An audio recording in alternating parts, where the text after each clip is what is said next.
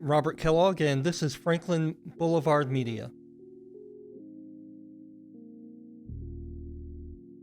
Yeah, so I'm originally from upstate New York in a really small town called Lowville, and it was so small that there's actually more dairy cattle there than people. So it's a really small town, and found my way down here about 20 years ago, and just fell in love with Gastonia in North Carolina. So there's really a story as to what brought me here and how I got here. And at the time when I left upstate New York, I was in my early 30s and I was really down on my luck. I was almost on the verge of being homeless, and the repo man was looking for my car, and I was hiding my car in the parking lot of a neighboring hotel. Finally, I reached out to my sister, who had already been down here for a couple years, and she said, come on down here. There's a lot of good things happening in North Carolina. The economy's better. It'll pay better. So I borrowed some money from her, packed up what would fit in my car, and moved down here. And the lesson for me was that sometimes you have to take a chance. Sometimes when you're down on your luck and things aren't going your way and you have nothing to lose, you really have to take a chance. And it was the best thing I've done in my life. A lot of good things have happened. Things fell in place.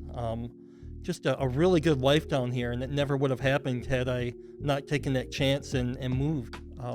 So I always tell people, don't be afraid to take a chance, because it might end up being the best thing you do. It really was for me. So being a public servant really happened gradually, and it kind of just all fell into place. So when I first moved down here, I began to become really involved in the community, getting to know the people.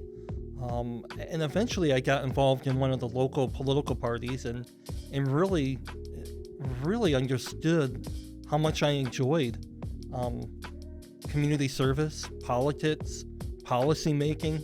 A lot of those things kind of seem boring to people, but to me it was really exciting. And I really learned that the power to make change happen is really rest in the hands of people. We sometimes think it's in elected officials and people that hold policy making degrees, but really we the people have the power, and I found that really exciting. So I ran for office 7 years ago, and I think I won by like 50 votes, which was amazing to me and exciting at the same time. And I've just been serving and trying to do my best for the city of Gastonia ever since. I think the number one thing that I do, and that I think a lot of elected officials or people in positions where they're elected, it's not so much about the meetings with other elected officials or either committees. The real work is done between individuals in the community, helping people to engage and to work on policy changes. So I found that most of the work I do is not in City Hall, it's outside of City Hall. It's meeting people in coffee shops and talking about challenges they have, or going to somebody's home when they've got an issue with stormwater or something has happened and they want me to come out and look at it. That's really what public service is all about. So it's 1% City Hall and 99% Main Street and in the homes of the people you serve. I have spent the last couple years really seeing how Gastonia is moving forward. The changes are phenomenal. A lot of the things that we're seeing, the growth, the businesses that are coming in, the opportunities that are here. But I began to also see some of the challenges and the struggles.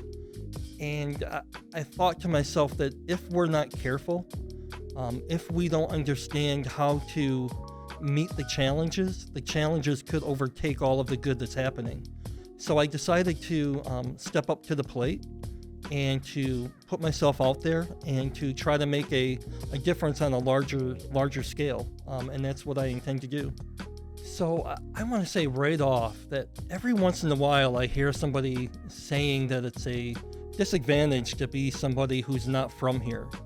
And of course there are some disadvantages. You don't know the history right off, and you have to learn the people, and you have to understand the history of Gastonia. But I think what I bring as somebody who's not from here is a real unique way of looking at Gastonia. I see it as a diamond in the rough. I mean, the possibilities are endless for this city.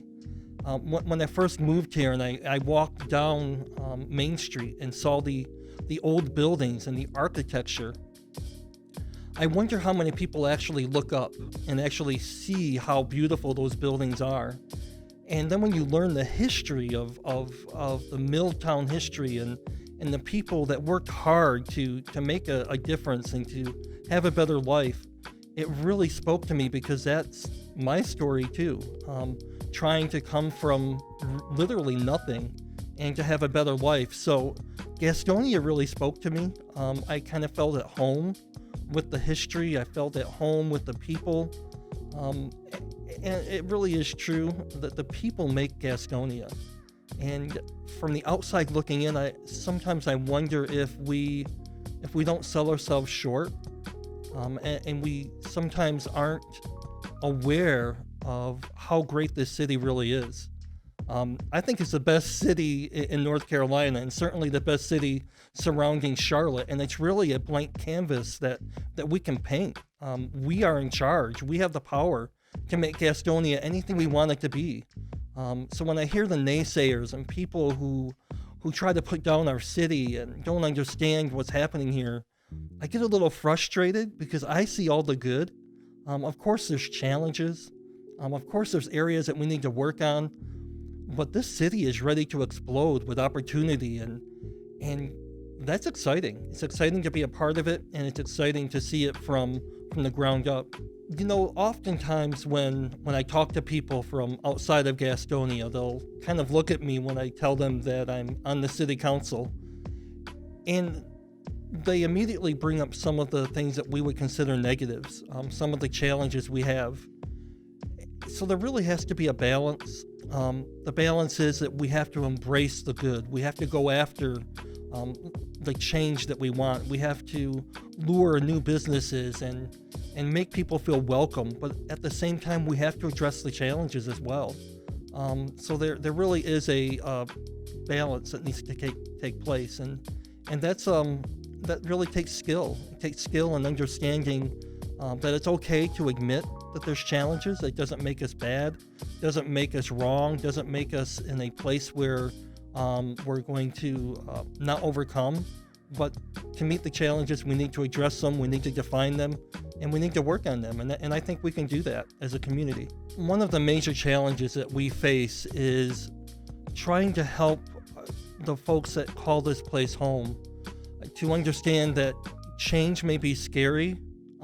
Change is coming, change is here, but we really have an opportunity to make it what we want to make it. So I think there's a lot of education that needs to take place. There's community engagement, community involvement, letting people know that it's okay to be afraid, it's okay to question, it's okay to be a little bit anxious because we're in a place that we haven't been in before. Suddenly people want to be in Gastonia. They want us. They want to move their companies here. And that's a little bit different for us. We're used to being on the back burner. We're used to getting the seconds that other people didn't want. So we have to change our mindset. We have to begin to think of ourselves as winners. We need to begin to think of ourselves as champions and people that can overcome and people that deserve good things. Because we do. We deserve the good things that are happening and the good things that are yet to come. I think the future is happening right now. The future is opportunity. And when I think down the road, 5-10 years from now, I hope it's a city that is welcoming, that's inviting, where people from all different types of lifestyles and different walks of life, and no matter what zip code you're from or what your experiences are, you can come to Gastonia and you can find your niche. You can be alive here. You can flourish. I see education and jobs, technology. I see some things that we're not quite used to seeing here, coming here. And I talk to people all the time about Gastonia becoming a technology hub and Sometimes they look at me funny and they're like, Gastonia? And I'm like, yeah, why not Gastonia? We are next to one of the largest airports in the world. We're next to one of the fastest growing cities in the country. We have skilled labor. We have individuals who are creative. Why can't we create a technology hub here in Gastonia? So I'm not looking for small things. I'm looking for big things for this city. And I think a satellite campus, some kind of higher education coming here and calling Gastonia home. These are things we're not quite used to, but I think they're things that we should get ready to get used to because I think they're coming.